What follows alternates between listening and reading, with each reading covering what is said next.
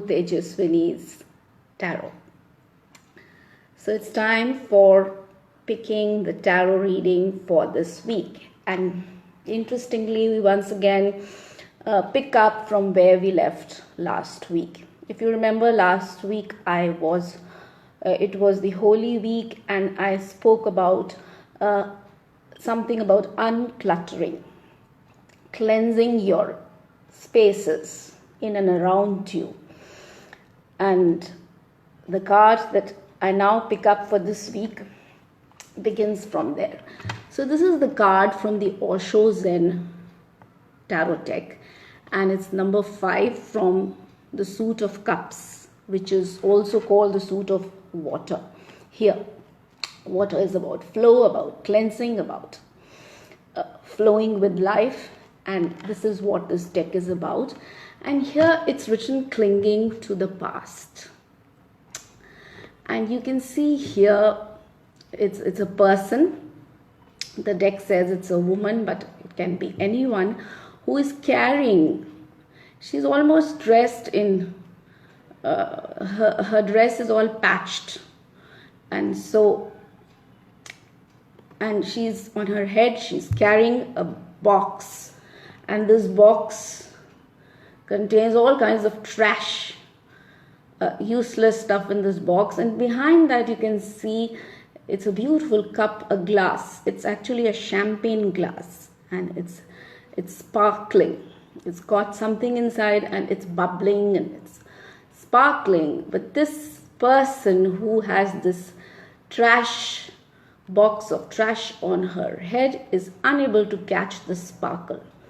And the rags and the patched clothing shows that this person is actually is in a very inner pathetic state, almost like a beggar. And she need not be a beggar, because there is sparkle and there's life and beautiful energy just behind her, which she's unable to catch.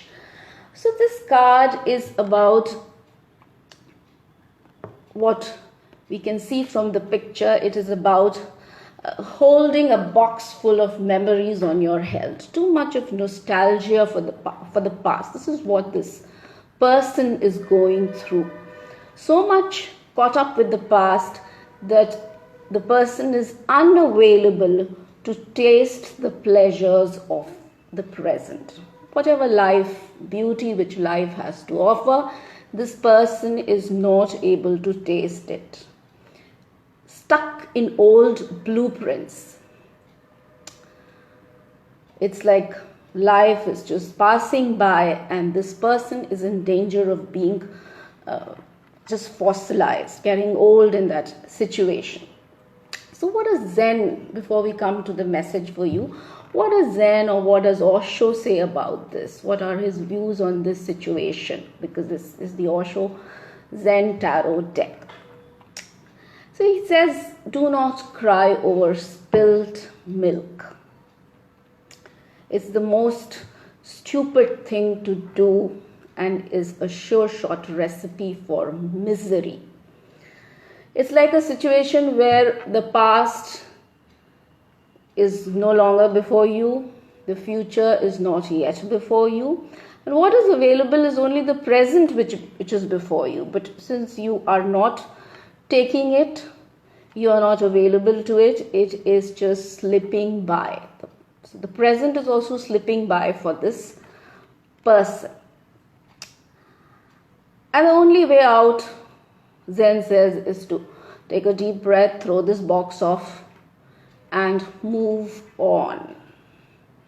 So this card is actually about, if it comes to each of us, it's a situation where we are living in the past. We are living in some disappointment, certain things which have happened in the past, and we are unable to move on. We are in fact caught in a rut. And our internal situation is such that we are living in self-pity, like this person here may not be seeing the future in a good way, pessimistic, and caught up in repetitive situations which reflect this complete clinging to the past. So what do we do about this situation? So first, take a deep breath, as the card says. Take a deep look into your situation. If it's an emotional situation where you feel it's been created by another person, an emotional misery, then the only way out is to get out of that repetitive pattern is through forgiveness. And when you forgive, or when you let go, it's not about giving up or losing some kind of a battle.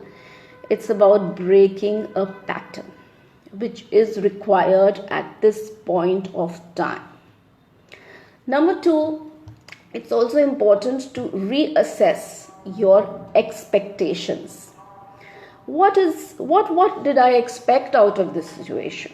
Is my expectation correct, or I had too high an expectation about the person or the situation?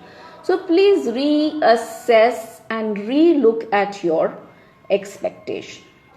Number 3, which is very important, is about the lessons.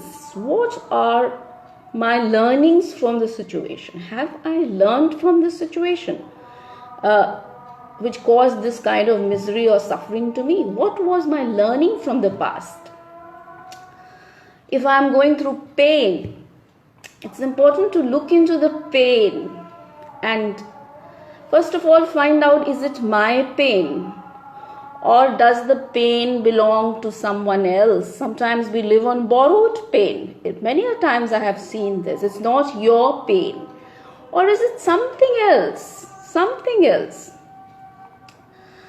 So if it is my pain, then there are so many natural healing practices, self-healing methodologies available.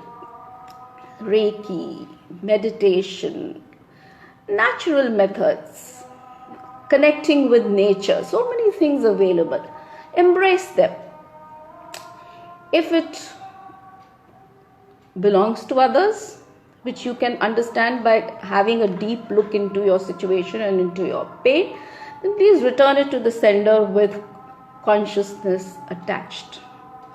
So it's so many methods, so many techniques are available. Very easy methods, natural healing techniques, and many of them we practice and we encourage in Tejaswini. Also, very important to look at your blessings. What is life offering to me? What is there in this cup? The cup which is behind me. Look at the cup carefully. Do not miss out any opportunities. Do not, and then cry over spilled milk. This has not happened, this has not happened, this situation has not happened. I had a very interesting case of a lady who has been looking for a job, and she came to me for a tarot reading months back. And then I said it's good possibilities are there, the energies were good and good potential, and was reflected in the cards. But today she's still without a job. Now why it has happened? So when she in fact is not telling me what has happened in the process, but when I look at the cards again, I know exactly whatever she's hiding, it's coming out from the cards. She has been too calculative, she has been too in that comparative mode, so she's actually missing out whatever opportunities are arriving her way. So it's like you have not reassessed your expectations. You have not looked at the blessings. You have not learned from your mistakes. So I told her to please reassess your expectations. Do a relook at things. Put in more effort. Give it more time. That's the only way. But it's important that you look at the learnings involved. Without looking at the learnings, no matter how beautiful the potential is, the event will not manifest if you are completely missing out opportunities. You're missing out what is there in this cup. So it's important to look at your blessings and take those blessings, receive those blessings, and then Otherwise, you will be left crying over spilt milk and simply saying that something is not happening in my life, despite all the potential and despite all the talent, everything being present. And now, as we are moving forward in this week, and with this card at the backdrop, we are moving towards this Women's Day, the weekend. It's going to be a power weekend, and if what it symbolizes, it is a rising and awakening of the collective feminine energy all over the planet. So it's actually a time or an opportunity which you can use, all of us can use, to look into our, what is the so-called feminine wound. You must have heard the term, the feminine sacred wound, the mother wound. What is that I am carrying inside me? What is this pain that I am carrying? Because this pain can be felt. What is it?